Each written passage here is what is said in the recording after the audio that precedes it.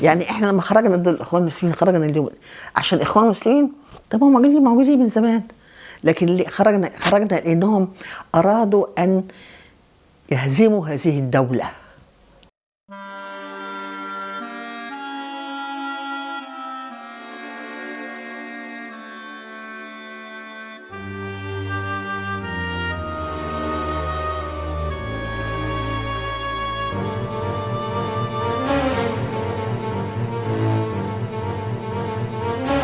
شريف عارف مصر، صفحات يقلبها معكم الكاتب الصحفي شريف عارف.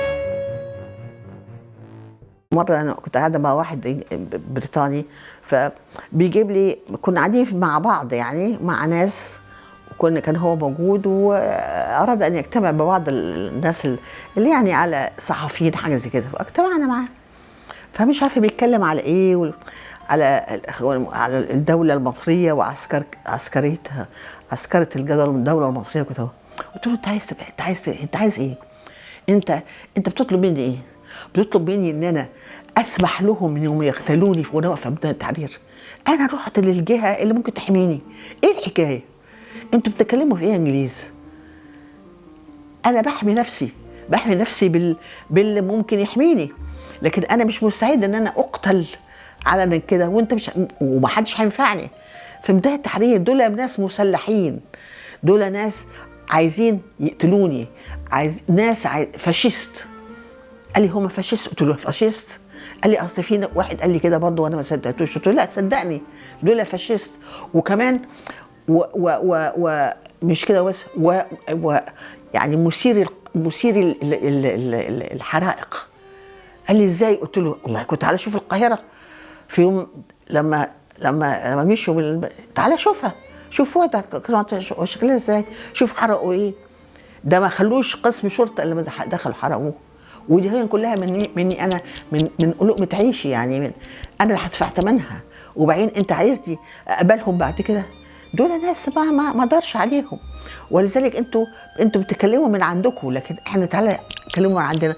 قال لي انا ما اقدرش اقول الكلام في البرلمان. اللي قلت له انت حر بقى، دي شغلتك، لكن ما تجيش تقول لي. وهو ده الحقيقه. يعني احنا لما خرجنا ضد الاخوان المسلمين خرجنا اليوم عشان الاخوان المسلمين. طب هم موجودين من زمان، لكن اللي خرجنا لانهم ارادوا ان يهزموا هذه الدوله ويعملوا دولتهم. وانا مش عايزه الحكايه دي. انا والمصريين عايزين دولتنا نطورها. هم عايزين يهدوها، احنا عايزين نطورها. هم عايزين يخلقوا دولة تانية. انا عايزة دولتي دي اللي انا عملتها اطورها واخليها اكثر ديمقراطية واكثر حداثة واكثر وطنية. هم مش عايزين الحكاية دي. فدي نقطة مهمة. ده الشعب المصري. ولو كلمت واحد في الشارع هيقول لك حاجات زي كده يعني.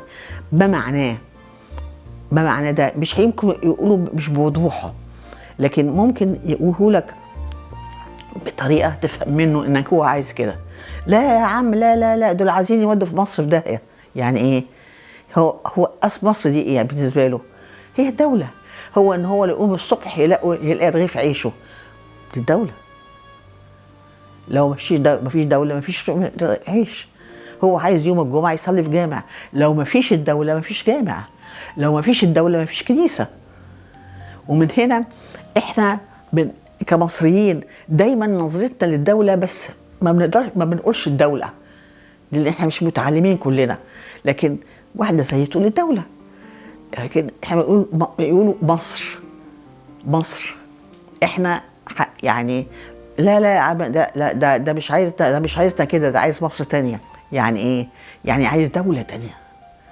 ودي النقطة المهمة اللي احنا كلنا ننتبه لها. واحنا حتى صحفيين واحنا بنكتب، احنا مش مفروض ان احنا كصحفيين واحنا بنكتب ان احنا نهين هذه الاحاسيس ونقول للشعب المصري وعيه اقل.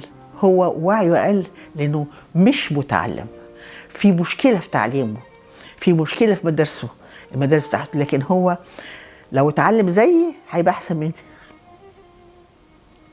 مش عايزة كلام.